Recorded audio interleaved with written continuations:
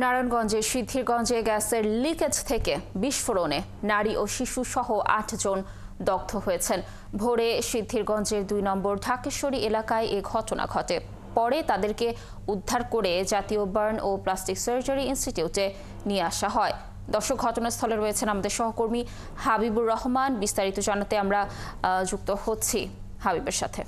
হাবিব, এই ঘটনা কিভাবে ঘটলো, আগুনের সূত্রপাতের ব্যাপারে কি কি তথ্য রয়েছে জানাবেন, আর দগ্ধদের কি অবস্থা এখন, পুলিশ কি বলছে পুরো বিষয় নিয়ে জানাবেন।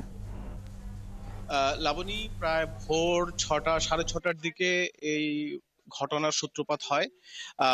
তখন থেকেই অ্যাকচুয়ালি আহতদেরকে স্থানীয় হাসপাতালে নেওয়া হয়, কিন্তু স্থানীয় হাসপাতালে উপযুক্ত চিকিৎসা না থাকায় ঢাকা বার্ন ইউনিটে ৮ জনকে প্রেরণ করা হয়। এর মধ্যে ৪ জন পুরুষ, ৩ জন মহিলা, একজন শিশু ছিল বলে আমরা জানতে পেরেছি।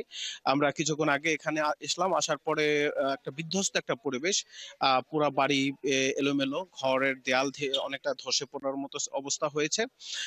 আমি যদি আপনাকে একটু দেখাই তাহলে বুঝতে পারবেন যে আসলে ঘটনাটার যে গভীরতা কতটুকু আছে।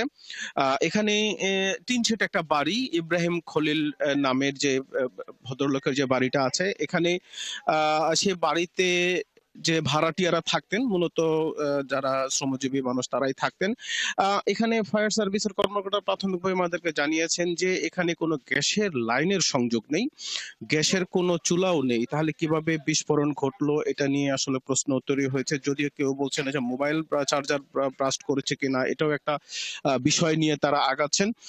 পাশাপাশি তারা বলতেছেন যে এইখানে গ্যাসের চুলা যদি না থেকে থাকে, গ্যাস যদি চুলা কিংবা গ্যাসের লাইন না থেকে থাকে, তাহলে এত বড় একটা বিস্ফোরণটা হলোটা কিভাবে, এটা একটা প্রশ্ন হয়ে দাঁড়িয়েছে। যদিও অনেকে ধারণা করছে যে কোনো কারণে গ্যাস যদি জমাটবদ্ধ হয়েছিল কিনা, গ্যাসের জমাটবদ্ধতার কারণে সেখান থেকে এই বিস্ফোরণ হতে পারে। যদিও আমরা দেখতে পাচ্ছি যে ফায়ার সার্ভিসের কর্মকর্তারা আসলে পর্যবেক্ষণ করে তারা ব্রিফিং করবেন। তো এখন পর্যন্ত কেউ নিহত হয়েছে এই ধরনের তথ্য আমাদের কাছে এখন আসেনি, তবে অবস্থা সংকটাপন্ন অবস্থায় আছে বলে আমরা জানতে পেরেছি। তো আপনি দেখতে পাচ্ছেন যে টিনের ঘরের দেয়াল কিন্তু ফেটে গেছে। কিভাবে ফাটলো, আসলে এখানে কোনো গ্যাসের চুলা ছিল না, এটা আসলে তদন্ত করে জানা যাবে কি অবস্থা হয়।